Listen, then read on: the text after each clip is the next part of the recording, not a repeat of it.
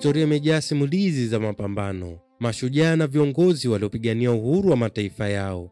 Kutoka kwa majina makubwa kama Kwame Nkrumah wa Ghana, Julius Nyerere wa Tanzania, Patrice Lumumba wa Kongo, hadi Thomas Sankara wa Burkina Faso. Wote hawa waliweka alama kubwa, lakini katika karne hii ya 21, jina moja jipya limeibuka na kuwasha moto wa matumaini kwa vijana wa Afrika. Huyu si mwingine bali ni Ibrahim Traore, rais kijana zaidi barani Afrika, ambaye alipanda madarakani kupitia mapinduzi ya ghafla mwaka 2022. Leo safari yake itatufundisha kuhusu ujasiri, mapambano na ndoto ya bara la Afrika huru.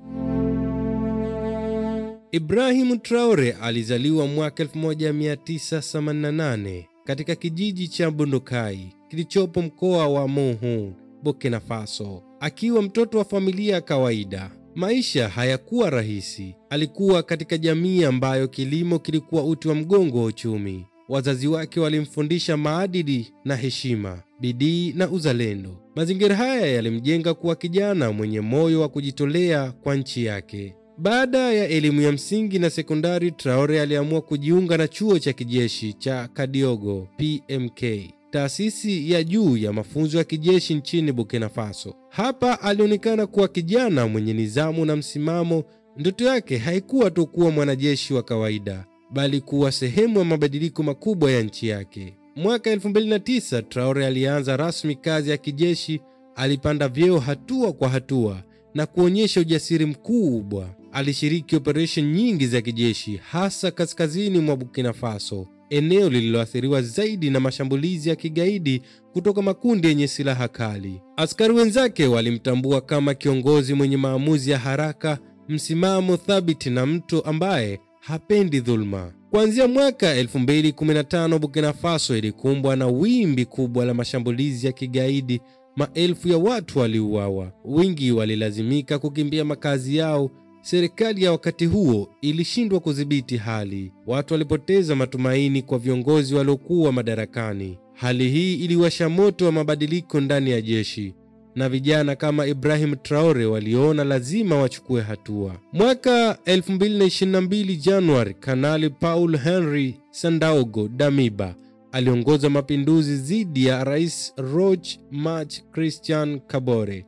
Wengi walizani Damiba ingeleta suluhisho la kiusalama, lakini baada ya miezi michache mashambulizi ya kigaidi yaliendelea. Hali ya wananchi ikawa mbaya zaidi na hasira ikaongezeka. Mnamo tarehe 30 Septemba 2022, kanali mdogo Ibrahim Traore, akiwa na umri wa miaka 34 pekee, aliongoza mapinduzi yaliyomuondoa Damiba.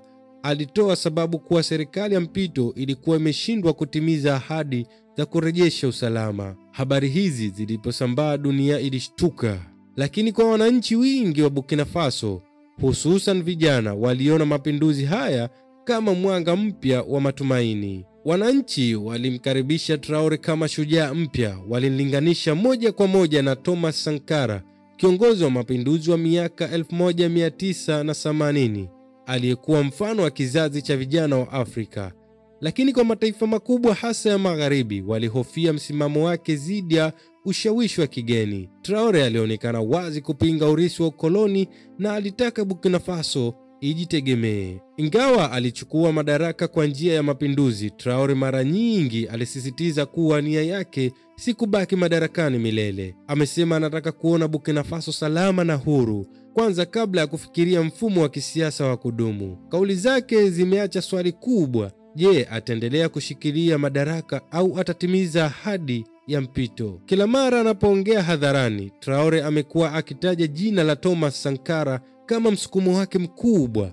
Sankara alikuwa rais kati ya 1983 na 1987 na alijulikana kwa kupinga ufisadi, kupinga ukoloni mamboleo na kusisitiza kujitegemea. Wafuasi wa Traore wanaona yeye kama mwendelezo wa ndoto za Sankara, ndoto ya Afrika yenye uhuru wa kweli. Licha ya matumaini makubwa, Traore anakabiliana na changamoto nzito.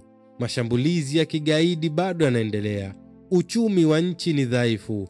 Wananchi wanahitaji huduma bora za afya, elimu na maendeleo, Shindikizo la kimataifa dhidi yake ni kubwa, hasa kutoka nchi zinazotaka ushawishi wao usipingwe. Kile kinachoshangaza dunia ni jinsi vijana wa Afrika wanavyomkubali. Kutoka Mali, Nigeria, Senegal hadi Kongo, vijana wengi wamekuwa wakimwona kama alama ya ujasiri na uthubutu wa kizazi kipya. Mitandaoni, picha za hotuba zake zinasambaa kwa kasi sana, zikionyesha shauku ya mabadiliko barani Afrika. Kwa sasa Burkina Faso ipo katika njia panda. Traore anaonekana kuwa na dhamira ya kuleta mabadiliko, lakini changamoto zilizopo mbele yake ni kubwa mno.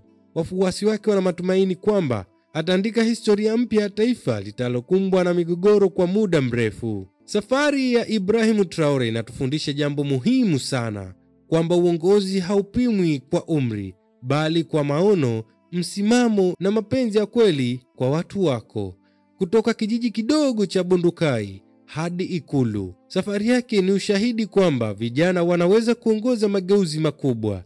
Lakini swali kubwa linasalia: je, atatimiza ndoto za wananchi wake na kulinda urithi wa mashujaa waliotangulia? Majibu yapo mikononi mwa muda na historia itakavyokuja kuandikwa. Hii ni historia ya kijana mwenye miaka 34, lakini amediriki kuwa rais na watu wakampenda zaidi kwa msimamo wake. Na hapa ndio mwisho wa historia ya Ibrahim Traore. Hakikisha tu una subscribe, una share na kukomenti hapo chini.